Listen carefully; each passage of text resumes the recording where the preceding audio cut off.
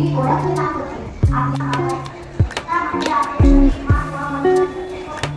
सर्व माहिती कचरा टाकत होती तेव्हा आमच्या शेजारचा मुलगा ओरडत गेला. कचरा टाकायला आवडत नाही. यानंतर हर्षवर्धन पवार व नियमित आपले घर स्वच्छ ठेवले पाहिजे. हे सर्व निरोगी व शांती यांचे धाडस करीत आहेत. सर्वपल्ली आम्हा सोयरे वंचने पक्षी ही सुस्वरे आणली जाती. त्याप्रमाणे स्वच्छता आपल्या जीवनाचा एक महत्त्वाचा भाग आहे. स्वच्छता म्हणजे शरीर मन कार्बन डायऑक्साईडचे प्रमाण वाढत जाते.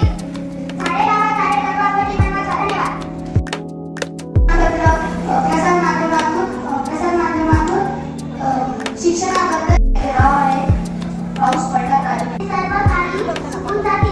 पाऊस न पडण्याची बरेच कारणे आहेत. त्यातील सर्वात स्वच्छ ठेवणे.